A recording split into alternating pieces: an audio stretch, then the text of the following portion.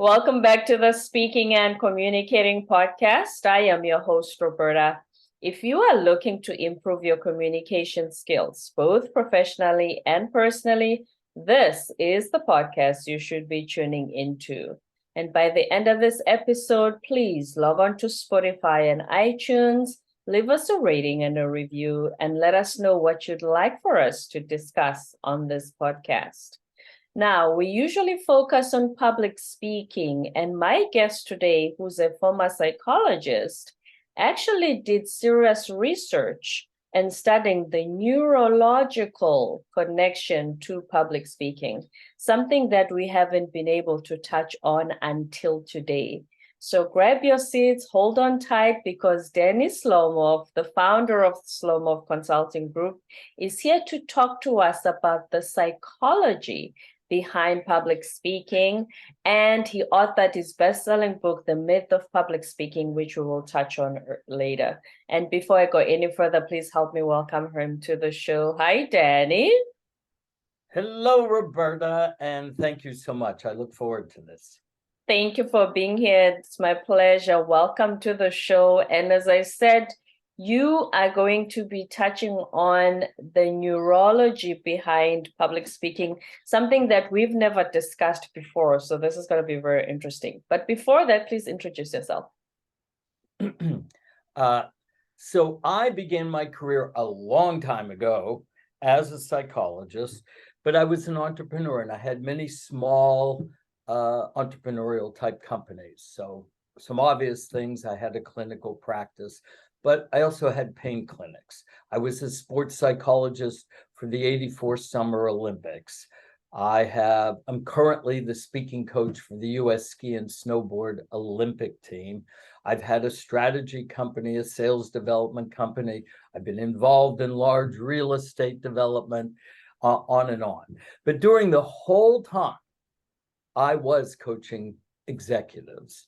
And I got to a point where I couldn't figure out what was wrong, because the people I was coaching ended up looking more stiff and rigid, and not the full richness of themselves.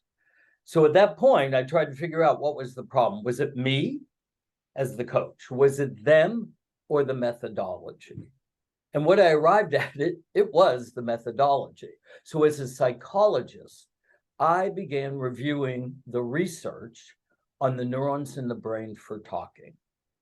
It turns out every human being on the planet Earth is born with the exact same neurological coordination system for talking. Just like every human being is born with a system to walk. Doesn't matter who your parents are, doesn't matter your culture, doesn't matter your language. It's an internal coordination system.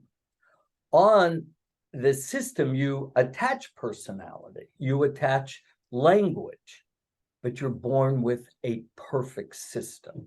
If you use the system, you speak perfectly, but people don't, because every human being learned to talk by imitation. Around the age of 1, your brain has the neurons to control the lips, the tongue, and the mouth. And at that point, sound can be converted into words in a language that the parents want you to learn. And in that, you end up as an infant just imitating. And in the imitation, you have little ability to distinguish the difference between what's correct and incorrect. In fact, I'd probably say you have no ability to distinguish. Right. So you absorb their speaking pattern.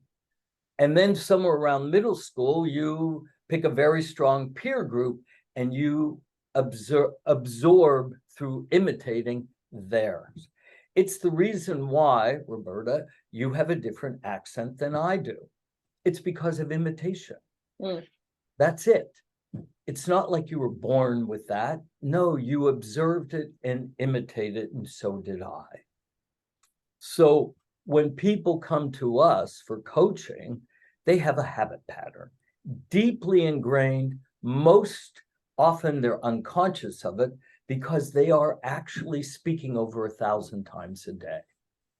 And that habit pattern is not close, I shouldn't say it that way. That habit pattern is a certain distance from the neurons you were born with. So when we start to coach people on their speaking, that's the first thing we have to observe as a coach. How close or far away is your habit, what I call your swing, neurologically from the neurons you were born with? And that distance is what we have to alter as quickly as we can in coaching. Because if you use the neurons, you speak perfectly, no errors, which is absolutely amazing to people when we coach them. And the other thing because I am a psychologist, if you focus people on errors, their mind becomes preoccupied and fearful of the error. And in that, they are now focused on not doing, which doesn't help. What you want to be focused is on doing the correct. So in our work, we only help people figure out what they are doing well, what is the correct behavior, and give them chances to practice that over and over again until they're using those neurons they were born with. And the transformation is fast and dramatic. Mm-hmm. When you talk about focusing on the errors or focusing on what they shouldn't do, there's a story in your book where you talked about that. Would you like to tell us that story? Tell me which one. There's so many stories in. I can't remember the name, but the where you were coaching one of the executives and you said, don't focus on the thing you always known that you are doing wrong, because then you take away the focus from what you should be doing right. Right. Mm. Yes. So honestly, in 35 years of coaching, we have coached thousands and thousands and thousands of executives. And some of them were willing to write their story, or I wrote a story about them in the book. But the principle is the same. Mm-hmm. So I know there is a story in the book about me, yes, which was I have a hobby of singing and acting. And I was supposed to sing with another person a duet from Into the Woods. And accidentally, I had learned the wrong word. Now, it wasn't a significant word, but when you're doing a duet, you can't have two people singing the wrong, one singing a different word from the other. Right. And they pointed this out to me about 2 days before the actual time we were performing. And I went, oh my God, how am I going to avoid saying the wrong word? I have to say the right word. He's saying the right word, etc. So now I am so wrapped up in that anxiety over the word, I'm actually on stage and I'm singing the song. And as my mind goes, I'm getting closer and closer to that word, I am choking up. I am freezing up. I have adrenaline going through my body. Am I going to make that mistake or not? And I didn't make the mistake. But the anxiety I felt over the fear of that error was too painful. So even though I'm highly trained, it's easy for the human mind to make this mistake and be focused on errors as opposed to what correctly to do. Right. Look, if you want to get improve quickly in any skill that has a coordination system as its basis, doesn't matter if you're a musician, a dancer, or an athlete, the fastest way to improve is figure out what you do well and do it more often. Mm-hmm. That's the fastest way. If you go, well, I've got to correct errors, it will slow you down significantly because correct behavior doesn't have the errors. And that's why just focusing on that corrects your speaking, which is the first part of every skill, is the coordination system. Right. So if you're a guitarist, you're playing the guitar, pianist. If you're an athlete, let's say you're a basketball player, the units of basketball are dribbling, passing, and shooting. Doesn't matter if you are the greatest basketball player in the world, LeBron James, or you're a kid. Every one of them practices the exact same thing, the units, to do them correctly. And the world's greatest always practice the units because it's fundamental to the coordination system. Mm-hmm. But there's a second and third part.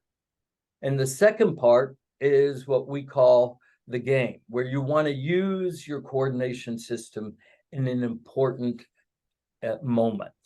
So basketball could be championships, could be a game. Musicians could be playing in front of a group, a crowd.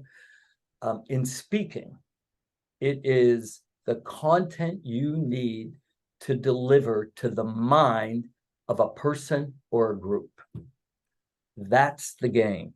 Can you deliver it so they leave thinking about it and moved by it? And then the third part's the part you were just referring to, the mind. Yes. That's where being a sports psychologist and a psychologist comes in, because people can perceive an event as a performance, have anxiety over it, and that can easily interfere with using the swing in game time. Mm-hmm. Let's talk about something that, because you challenged a lot of executives in the book as well about, oh, but Danny, I want to speak about my expertise and how much I know and that I'm good at this, so that they know that I'm the expert in it. What is the problem with that? It's too egocentric. It's all about you. Where if you look at the greats, and there's a chapter in the book of the 10 qualities of great communicators. Mm-hmm. And one of them is that the greats recognize any listener is giving them the two most valuable parts of their life, their personal time and their personal attention. So the greats believe talking is an act of respect for people who give time and attention.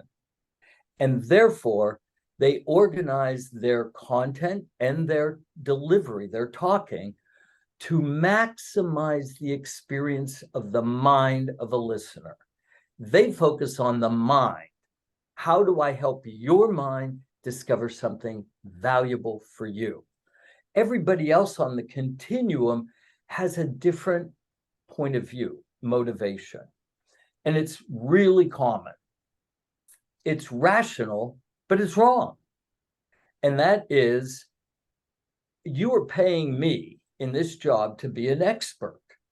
So I always have to demonstrate competency in my area of expertise. Right. How do I demonstrate competency? I share with people what I know. I want to be thorough. I want to present everything I know so you perceive me as competent.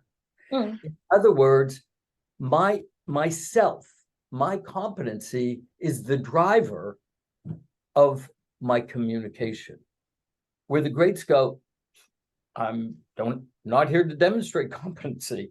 I'm here to help a listener who's giving me time and attention discover something meaningful and valuable to them. So the greats focus correctly on moving minds.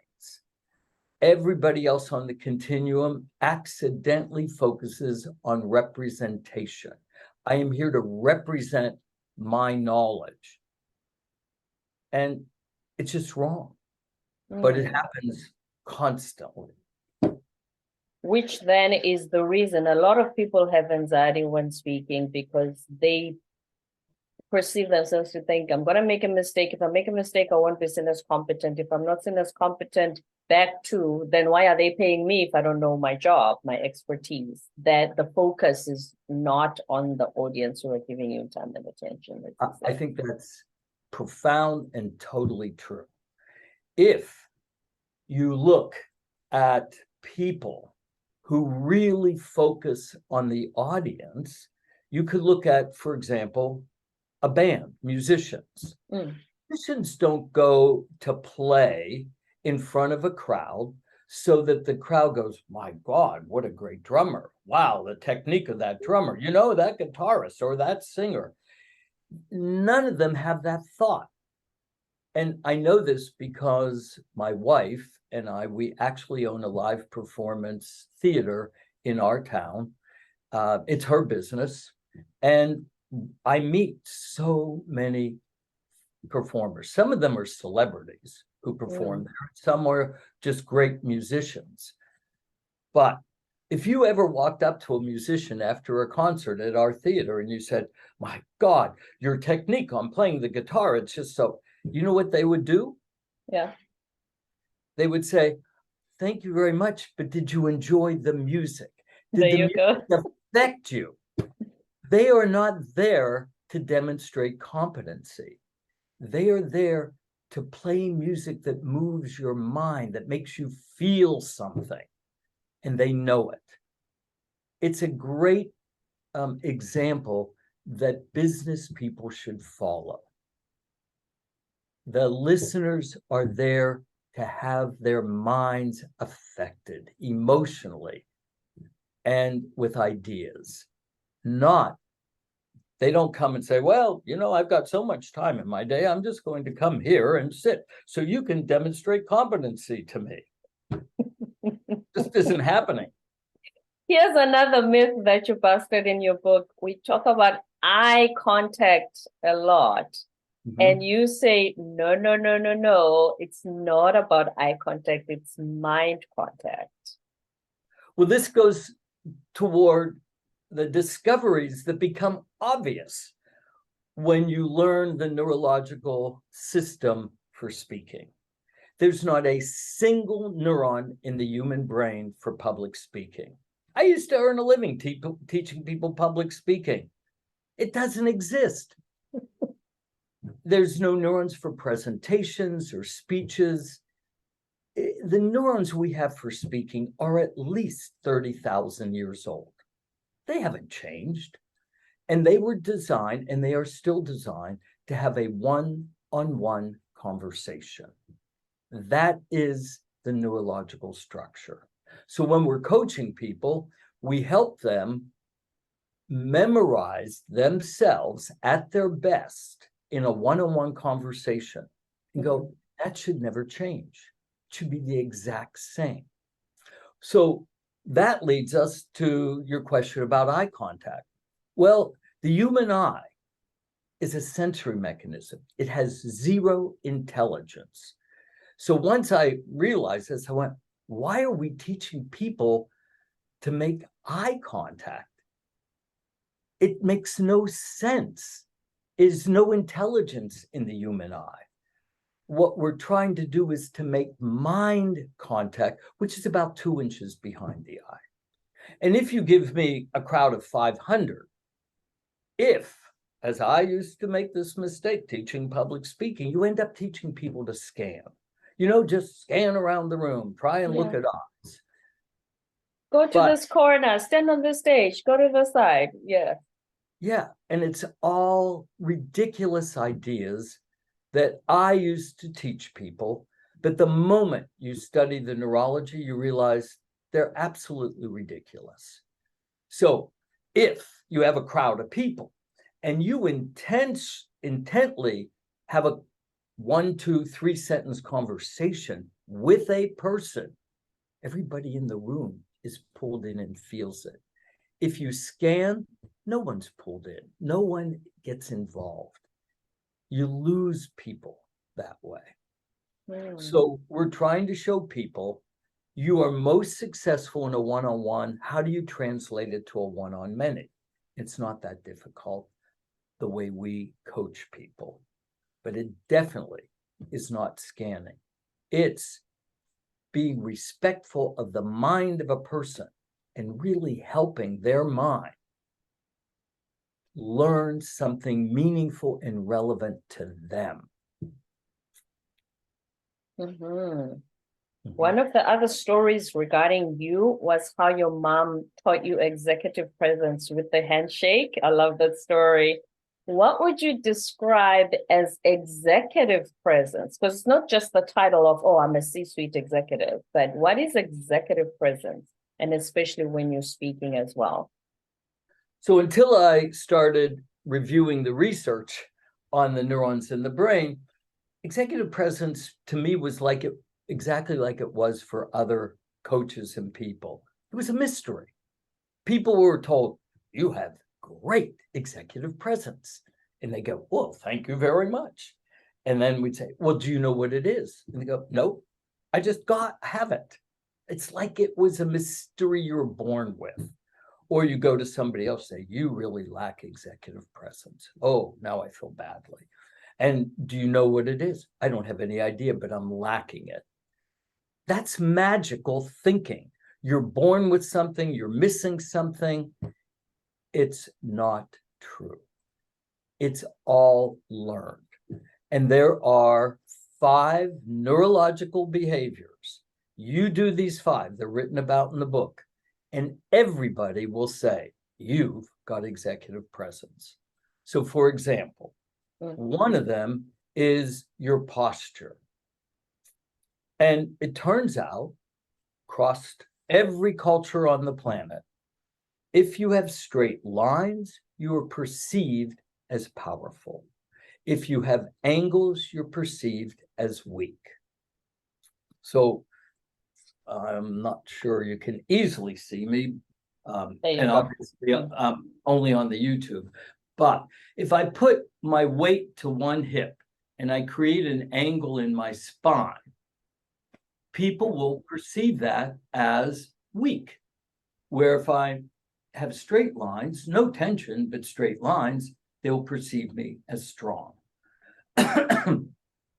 This isn't my invention, it's my observation. As I mentioned to you when we were talking before the podcast, I spent 10 years roving around tribal societies in West Africa. And when you walk into any tribal society, you will know who the chief is, right? Because the chief stands in perfect straight lines, always.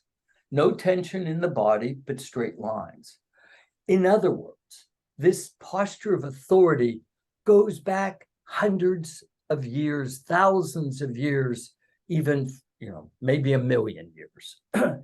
We know straight lines. Sorry.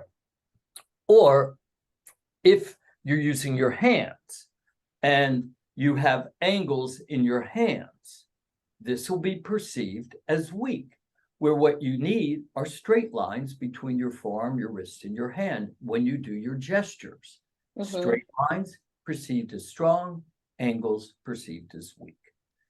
People watch themselves on video with us, see all their angles, easy to correct. They were just unconscious of it. But also, another one is vocal tone. If I talk to you with a voice like this, and I go, Roberta, I'm really excited to do this podcast with you, you'll have a reaction to that sound, and it won't be positive. So it turns out the tonality across all cultures of authority is the lower range for women. Musically, we call it the alto, or the lower range for men. Musically, we call it the bass or baritone. That baritone alto sound is perceived as warm, is perceived as connecting, and is perceived as strong and powerful. So we give people vocal lessons because they need to know. And in the lesson, what they discover is an amazing thing. Every listener processes your sound before your words, where the speaker believes they're processing words. No, they're not. sound comes first. And that's shocking to people.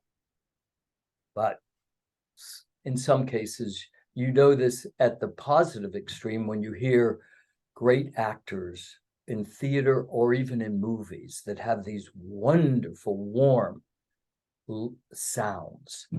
And you just go, keep talking to me. Yes, you sounded like Gilbert Gottfried there for a second. One of my favorite comedians. Here's the thing about tonality, though. Is there this women sound more higher toned, higher pitched tones, and men, obviously, yes, the baritone voice. Is that a gender differentiation thing, or it's all learned? It's all learned. You just learned. So look, if you've ever taken a singing lesson, that's my hobby, singing. And a long time ago, I decided to at least get some lessons, and I took them for 10 years. You would realize you have a huge vocal range. You can sing very high and you can sing very low. Your voice is a musical instrument. So whatever sound you have created habitually is just that. It's a habitual sound. You developed it, right or wrong, when you were very young, and you keep doing it over and over again. So we have women who come to us with fantastic voices. And what's strange, though, is they don't know it. They don't realize how good their sound is. And in some cases, they will say, now that you've said that to me, other people have said my voice is so warm and strong, but they don't get it. They just hear it as a comment. They don't realize it's under their control, and it produces a whole different relationship with people you talk to. So no one's trapped in a sound, no matter how habitual it is. If it is the right sound, we want you to know that. We want you to play it on purpose, because people process sound before words. If it's the wrong sound, male or female, we're going to give you voice lessons to help you create the sound with these vocal cords that maximizes the processing of your listener. So however you got your sound, everyone got their sound the exact same way.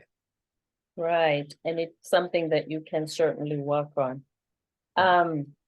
When it comes to being creative with your speech, with your presentation, you gave an example of having like a talk show format. Say, for instance, you're doing a presentation to your team at work. Would you like to take us through that? The executive who wrote about that in the book, I just actually talked to him 2 weeks ago, and he was asking how well is the book doing, of course. And he was a really talented communicator, just was. So when I was working with him for a few years, what we worked on was, how can you push yourself and affect your audience, your listeners who are giving your time and attention. And so one time we came up with this idea of a talk show format, and it was for a user conference of theirs. And he had, the desk and the couch, and he would bring out people and interview them. And we created different scenarios so that in that they could demonstrate their software and show how amazing it was.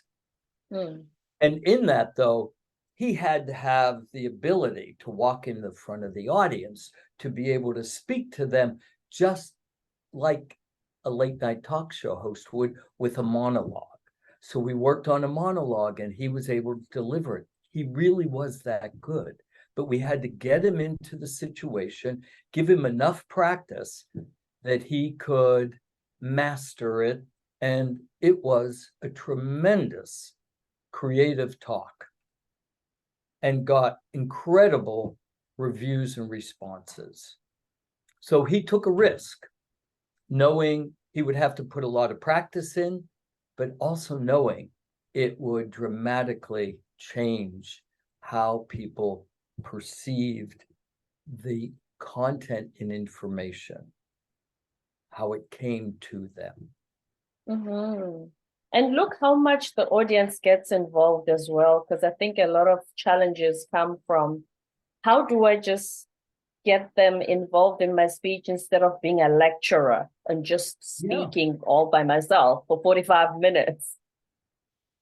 Well, that's where the starting point is to realize you're neurologically designed for a conversation.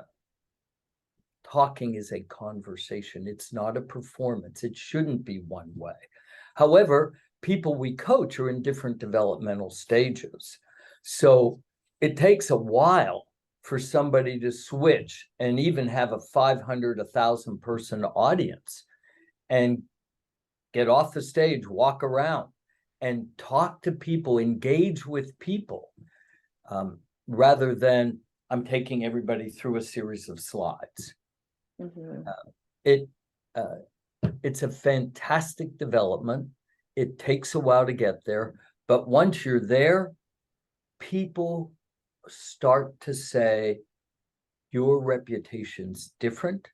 I love coming to your talks. They're so engaging. They're so interesting because you're having conversations with people. So sometimes I'm a keynote speaker and I don't stay on the stage long. I get off the stage, I walk around, I notice people's facial reactions. I see people who look puzzled and I'll say, you look puzzled. I'm curious, what are you thinking? And I have a handheld mic with me and they share with me what they're thinking. On the other hand, I see people who are nodding a lot. I go, you're nodding a lot. I'd love to know what your reaction is. And they will share. I use that conversation as the foundation, then I add to it ideas that I want people to leave with, or at least share with them so that they can figure out which ones are most pertinent to them. It takes a while to get to that point. Mm-hmm. Because, another example, sorry, go ahead. Well, because when you have 45 minutes, you're so concerned about memorization. Can I remember everything I'm supposed to say? Yeah, covering everything you prepared, yes. Yeah, and oh my God, what if I forget something? And in conversations, people don't have that thought. So when I can get an executive past that transition into conversations, they all say the exact same thing, predictably. You know, I'm more relaxed. I'm just having a conversation. I'm not performing. Nobody cares if I've memorized everything and say everything exactly the way it should be said. And you can tell the difference for executives like that. You really can, because they feel free to engage and talk to you.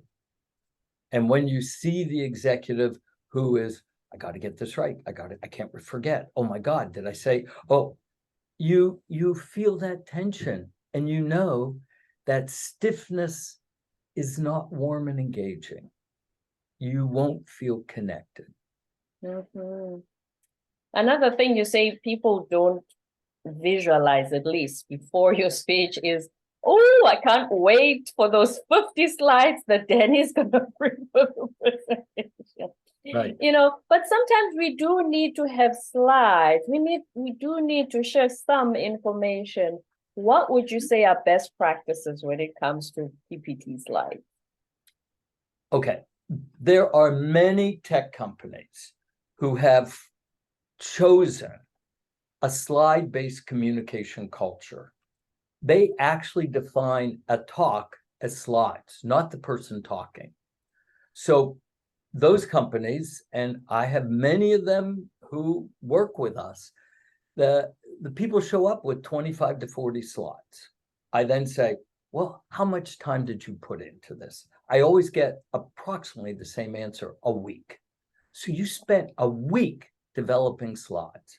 how much time did you spend on what you're going to say? The answer is always the same, 0. And then I say to them, so you've had the life experience of saying, I can't wait to go to this person's talk. They have slides that have changed my life. And they laugh because obviously it's not true. Mm. And then I say, but you have said that about speakers. You have said that this person, the way they talk, have inspired me, moved me emotionally. And you've just, through slides, wiped out the most important interaction you're going to have. So our coaching is, how do we reduce the number of slides to the minimum you need and make sure that the slide you use absolutely is the most compelling way to get an idea from your mind into another mind. And if it isn't the most compelling way, then we don't want the slide.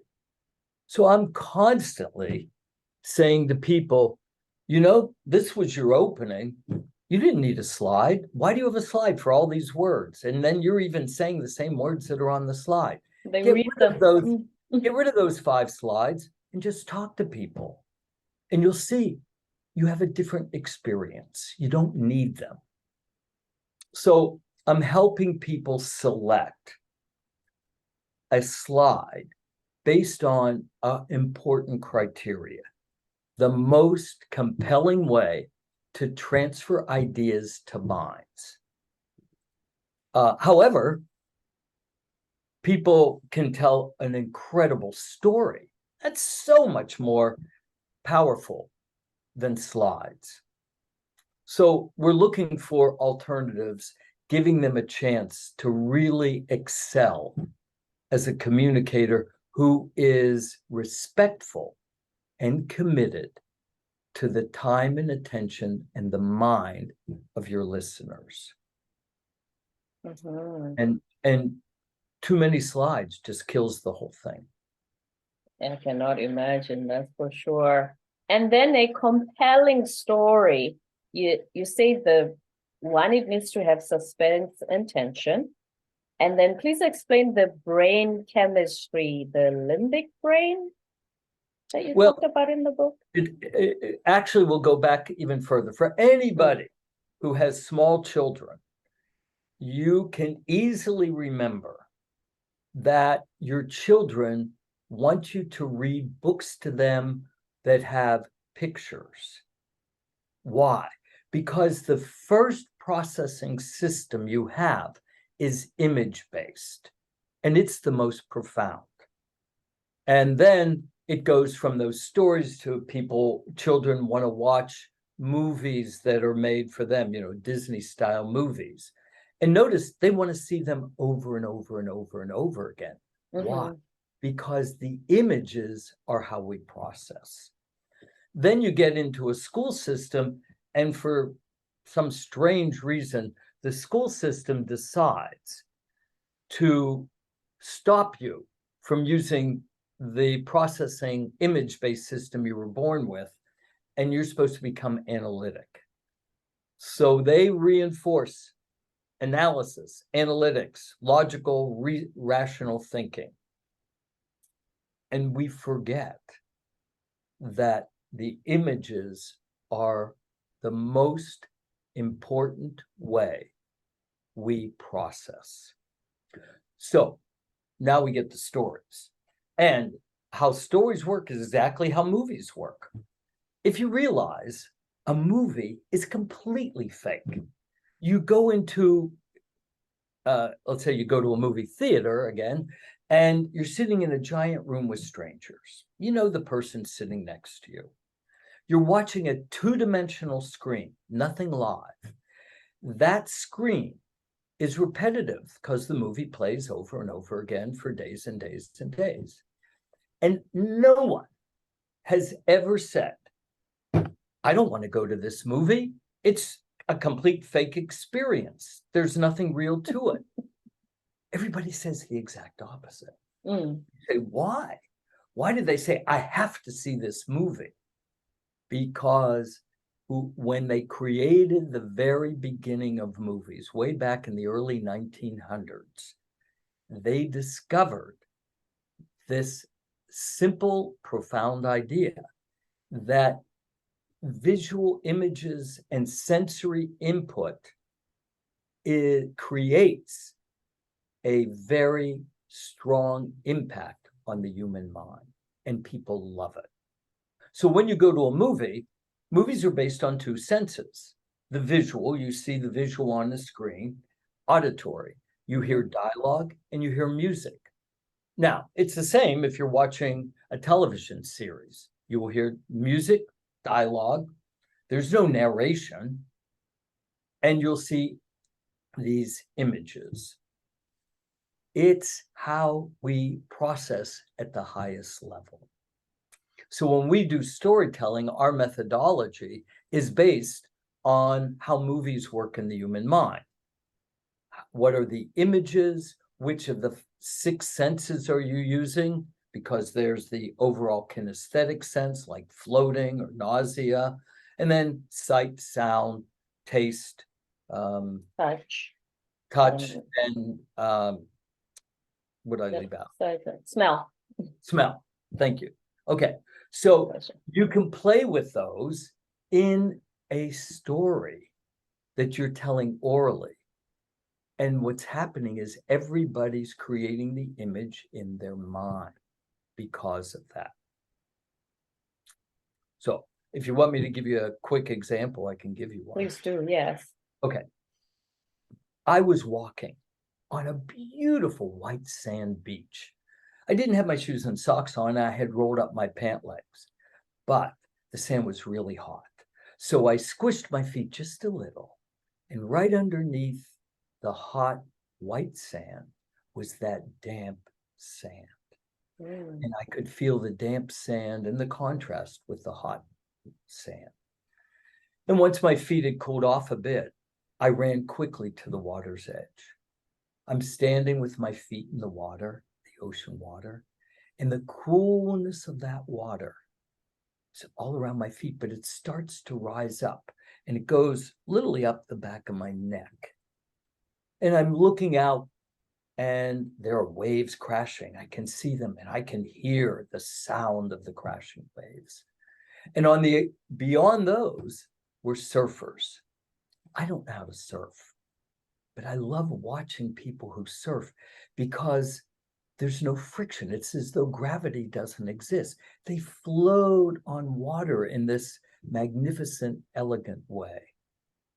I could hear birds cawing above me. There was foliage and the smell of seaweed and the foliage. There were even a couple children, not too far away, playing in the sand with high-pitched voices, and you could hear them talking about what they were doing and what they were building. And the sun was right in front of me, and it was hot on my chest. I took a deep breath. I exhaled, and I said, this is going to be a great 2-day weekend. So where's your mind? My mind's at the beach, because I'm about to ask you next, which destination was that? Exactly. So notice, we're in this completely different environment with a different topic. But the moment I played with senses and gave you a scene, I controlled your mind. You went to a beach. Now, this is important about storytelling, which is the beach you observed in your mind is not the beach I was at. That's why you're even going to say, what beach were you at? Yes. So it's the same thing in any storytelling. The mind of your listener goes to a memory. That's what we are triggering. And that's how we process a lot.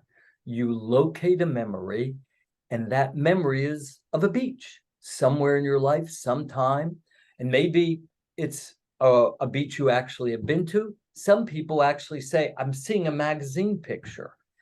It's all provoked by my images orally. and you then go to that beach. Mm. Yours, not mine. And that's important to know what's happening in the mind of a listener when you're speaking to them or you're telling a story. So it triggers a memory they have that is parallel to that. And that's why everybody's going to different places in their minds. Yes. And in fact, if you say in a business conversation, how do you create meaning and relevance in the mind of a listener? You do it through what they call a lot in software pattern recognition. Well, what is memory? Memory is pattern recognition. That's what memory is. It's something that you experience, you say, and you locate some reference point, which is your pattern recognition in the listener's mind. And with that, they attach to their memory, and then they use your idea to accentuate the memory and go someplace with it that's more than what they had before. Mm. That's what we're trying to do with content. Create pattern recognition. Create And with pattern that, recognition and not my competency and my expertise. you got it. You got it. Because you're in service to the listener. They're giving you time and attention. Mm-hmm. Danny Slomoff, is there something, I know we're not going to cover the book, there's so much there, but is there something that you were hoping to highlight today before we close our conversation?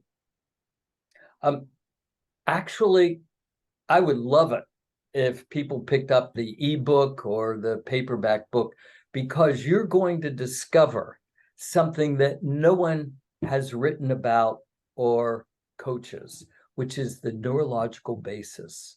You were born to speak perfectly. And if you learn how your mind speaks and you learn how your listener's mind processes, you can be absolutely terrific. And it doesn't matter your starting point. You can start as unknowing, young, and you can start as this executive I mentioned earlier. He was already really, really good.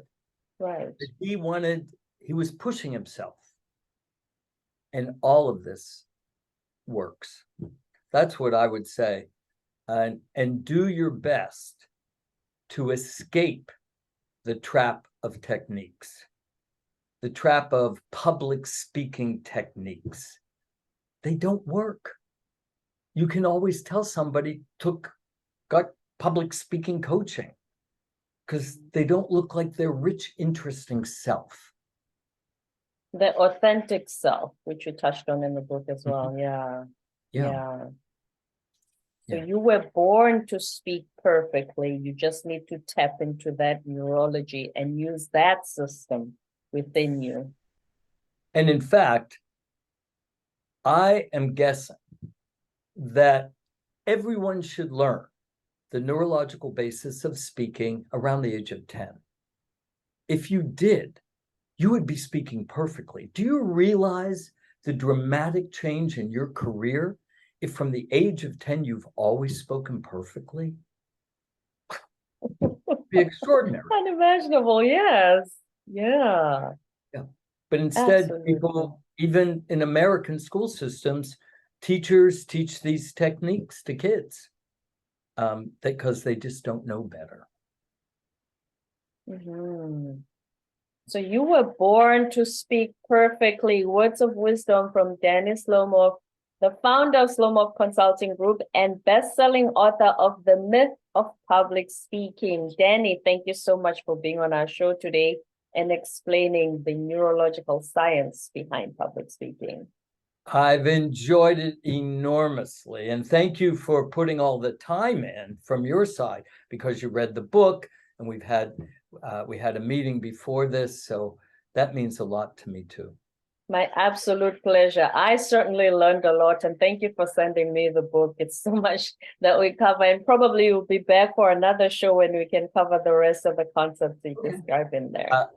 I would happily join you again. Excellent. And before you go, where can we find you on the web? Slomoff Consulting Group. It's my last name.